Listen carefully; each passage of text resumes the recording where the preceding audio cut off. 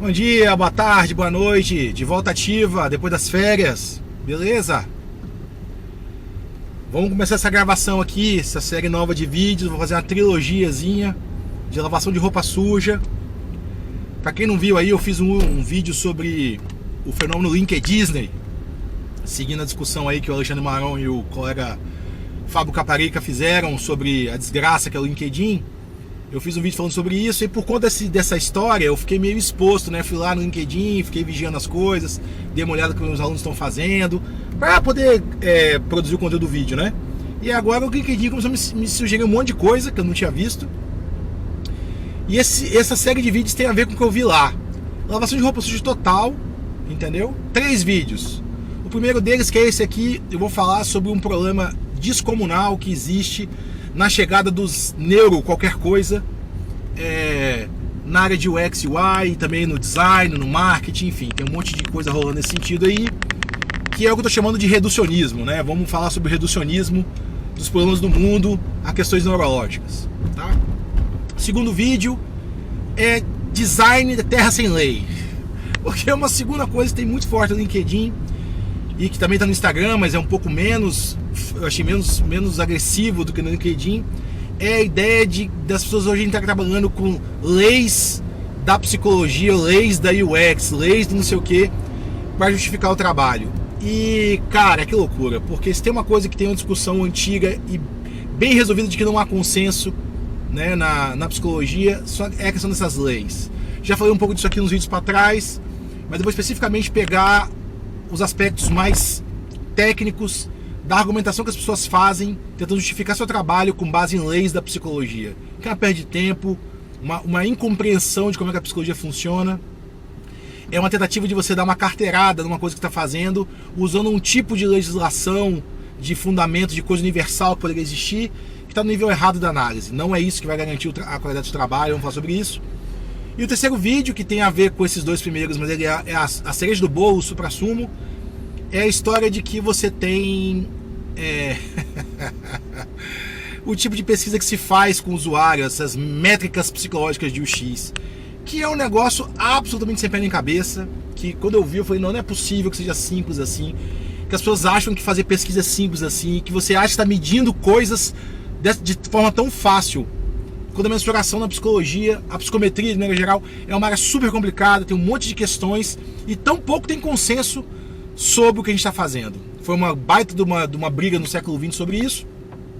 Já comentei também num vídeo mais antigo aqui, mas eu vou gastar uma energia falando dessa história. Então 3 vídeos em sequência: lavação de roupa suja, vídeo de quem não tem nada para fazer, pode ficar reclamando, né? O choro é livre, então eu vou chorar à vontade aqui. Se chegou aqui agora, meu nome é Hugo Cristo. Eu sou designer, professor do curso de design da UFES, Universidade Federal do Espírito Santo. Sou doutor em psicologia e aí eu, no caminho de casa para o trabalho, e hoje especificamente de trabalho para casa, né, indo para a universidade, eu boto a câmera de ação assim em cima do carro aqui, boto para gravar, não edito, não faço pós-produção, é um bate-papo no tempo do trajeto, em que eu abordo questões que envolvem design, psicologia, computação, são as minhas áreas de interesse, as minhas paixões, as coisas que eu gosto de falar. Beleza?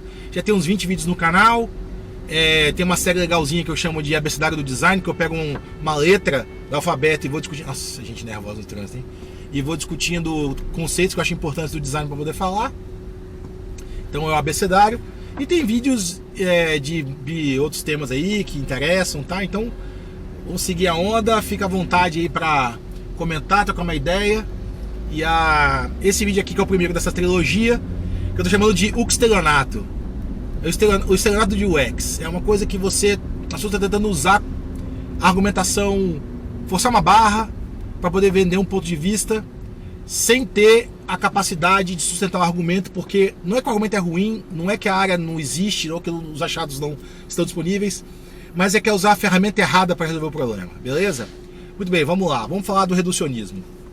Essa história mais velha que anda para trás na ciência, é uma briga super antiga e ela logicamente contamina tudo, porque hoje a gente vive na era do imediatismo, todo mundo quer ter a solução rápida, fácil, e essa galera que trabalha especialmente com esses qualquer coisa, neuroeducação, neuromarketing, daqui a pouco vai ter neurodesign também, já deve ter, né, enfim, neuropublicidade, qualquer coisa que você bota o neuro na frente, é uma tentativa de dizer que existe uma encarnação, uma abordagem, uma perspectiva de uma área de conhecimento, como por exemplo, marketing ou educação, e que ela é mais fundamental do que a área que existe normalmente.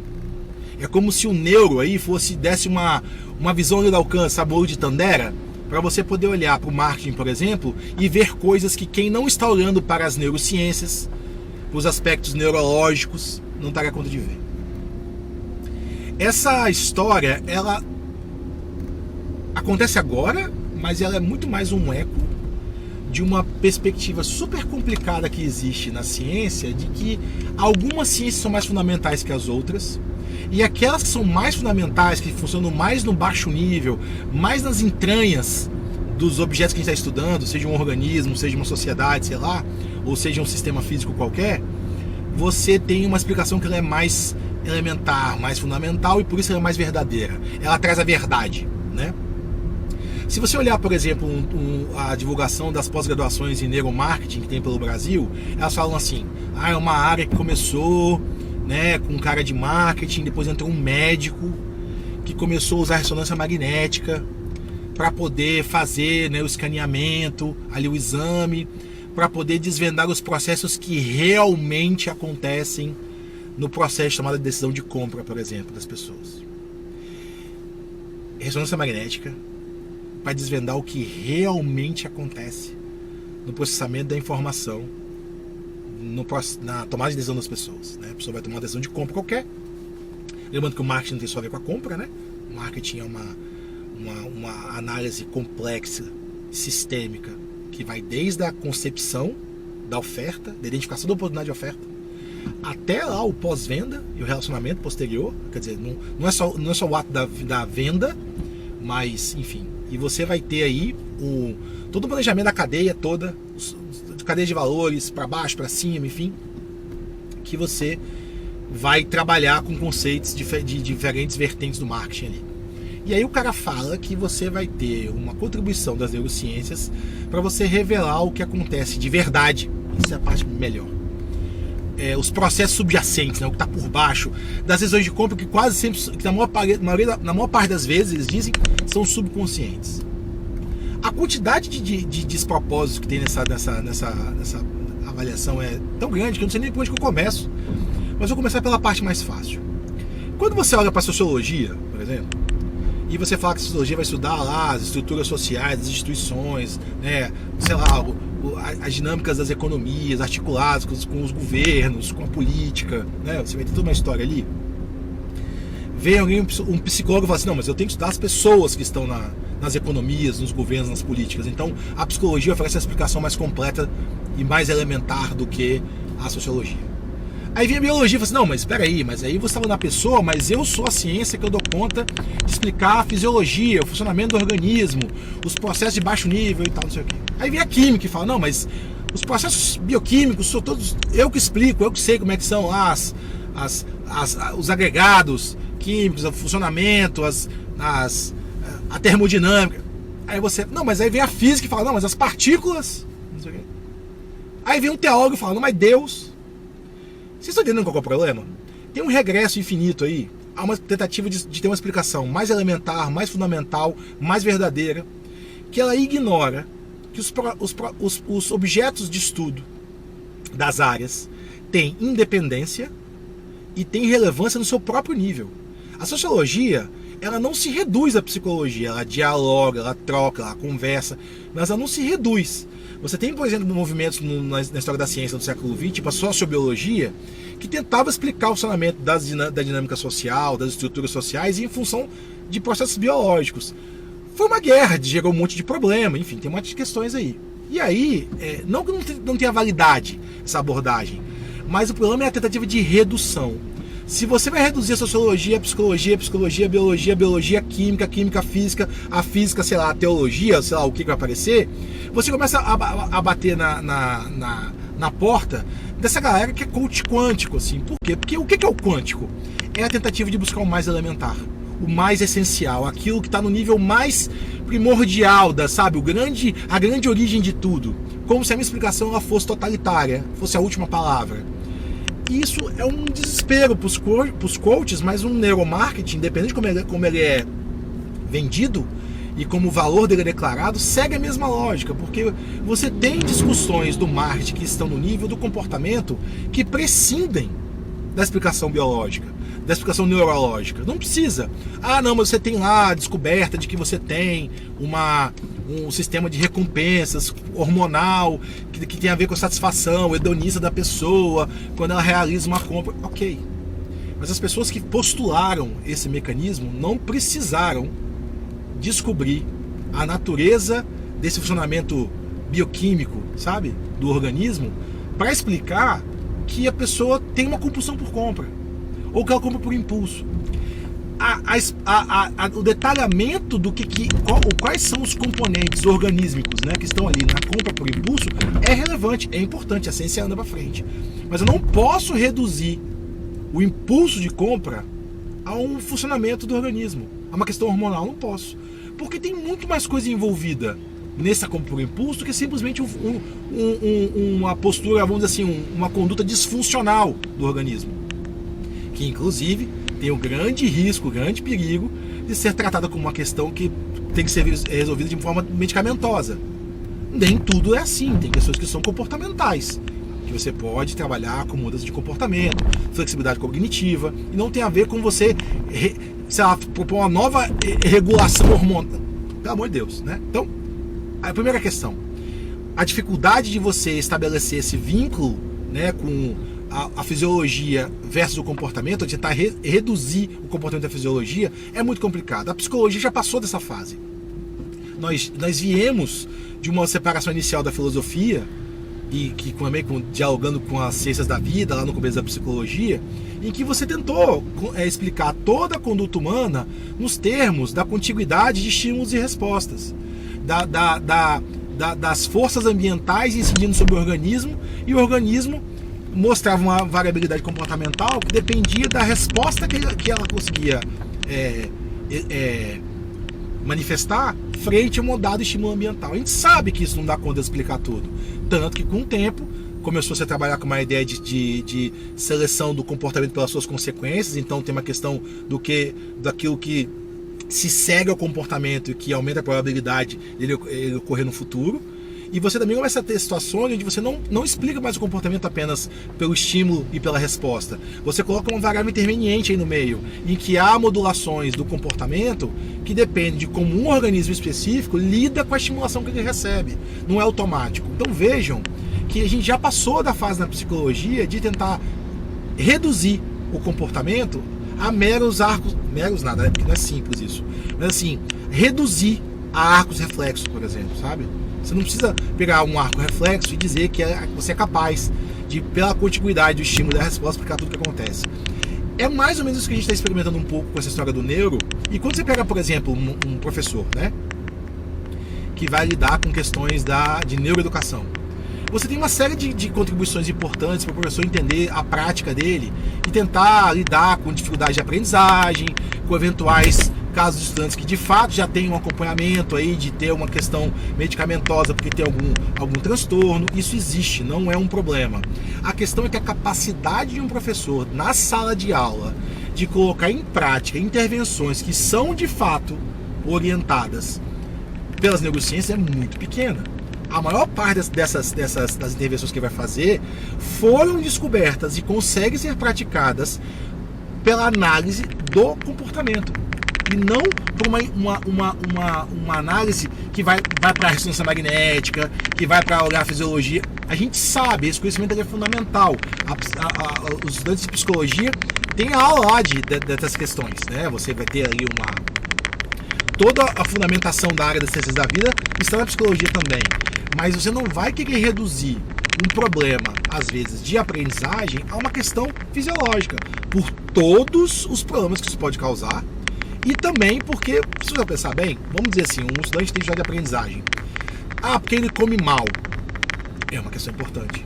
Mas ele está em uma situação de vulnerabilidade com a família. É importante. Ele está numa situação de quanto tempo que ele demora a se deslocar de casa até a escola. É um problema. Então é multifacetado, múltiplas variáveis que incidem sobre aquela situação e podem afetar a aprendizagem. Então a gente precisa mais de diversidade, de ampliação de perspectivas e não de redução, de dizer que um problema qualquer de aprendizagem se reduz a um problema neurológico. Você tem isso, mas não é o caso. Sempre, necessariamente, a melhor explicação.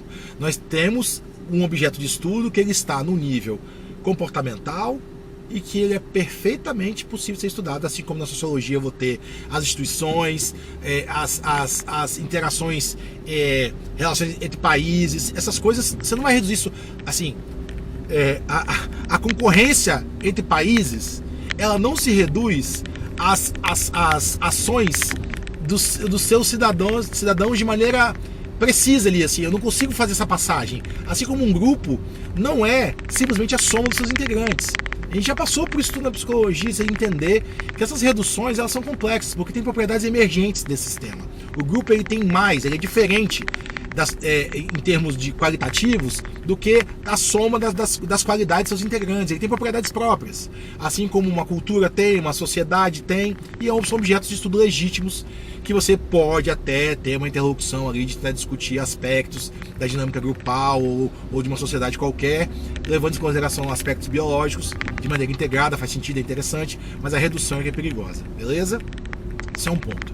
O outro ponto que cabe mencionar aqui, que tem relação com essa história da redução também, é que no caso dessas tentativas de dizer quem tem a verdade mais verdadeira, ou a explicação mais completa, é que você perde de vista que muita coisa que a gente faz hoje em marketing, em comunicação, publicidade, propaganda, né, mesmo no design e tal, a gente conseguiu chegar a uma série de achados sobre a conduta das pessoas sem precisar recorrer a explicações de baixo nível, e não é porque a gente não sabia ou que não tinha como. Em alguns casos sim, tem uma série de relatos aí, somente na primeira metade do século XX, de pesquisadores que tinham intuições interessantes sobre a fisiologia do organismo e como que ela poderia estar afetando aquela conduta. As pessoas conseguiram tirar conclusões que permanecem de pé sem recorrer a essa discussão de mais baixo nível. O que acontece é que há uma série de processos, por exemplo, que não são passíveis de redução. Por exemplo, tem uma enormidade de pesquisadores na psicologia cognitiva que estudam, por exemplo, a resolução de problemas, né? O processo de resolução de problemas, ele inquestionavelmente, ele tem uma consequência nos níveis inferiores do funcionamento cognitivo, a parte fisiológica mesmo, você vai ter isso. Mas ele tem uma dinâmica própria para ser estudado que, de certa forma, é relativamente independente desses níveis inferiores. Isso é uma questão, inclusive, que a gente faz uma escolha deliberada na hora de estudar esses fenômenos, porque você abstrai mesmo os aspectos do problema que eles não são tão relevantes e para você observar só aquilo que te interessa. Então, lógico, uma hora é desejável que você reconecte, né, os processos de resolução de problemas com a fisiologia do corpo. Mas você não pode dizer que a explicação baseada na fisiologia é suficiente para dar conta da resolução de problemas. Ela pode ser necessária, mas não suficiente. São questões interessantes aí. Então, quer dizer, a gente pode falar das dificuldades das pessoas em lidarem com esse processo de redução, da independência do objeto de estudo em relação às áreas que lhe dão suporte, né? E não menos importante, essa busca pela explicação última, por essa verdade inquestionável, ela é um espantalho, assim, ela é uma coisa que não faz sentido, porque você vai ter muito mais interesse em integrar, em propor explicações que são integradoras, que juntam achados de áreas diferentes, como as ciências cognitivas fazem, né? Já comentei aqui que ciências cognitivas usam achados da filosofia, linguística, antropologia, ciência da computação, neurociência. Junto isso tudo para propor uma explicação. Então a explicação não quer ser a última, ela quer ser a integradora. E essas tentativas de dizer que tudo que você fazia no marketing está errado, porque agora tem o neuromarketing, ou que tudo que você fazia na educação estava errado, porque a gente tem neuroeducação, é muito complicado, porque vai na direção oposta do que a gente está fazendo, de integrar, de somar esforços, né? Para as pessoas que vendem isso, eu tenho que entender que é um mercado, né? As pós-graduações de marketing estão saturadas, e aí você cria uma nova para você dizer que a sua é a mais verdadeira, é a última, é a que vai integrar mais, por exemplo. Eu vou tomar porrada de um monte de gente que vai falar que eu tô falando besteira porque eu não sei de nada e porque, na verdade, eu tô defendendo a psicologia porque a neurociência é mais elementar que a psicologia e eu tô defendendo o espaço que eu perdi. É faz sentido a argumentação, porque a lógica deles depende disso ser verdade, né? Desse argumento ficar de pé. Mas não é isso, gente, é porque nós temos que levar em consideração que os diferentes níveis de análise são perspectivas sobre o mesmo problema, que são complementares, né? Eu tenho que estar interessado em integrar essas coisas e não separar.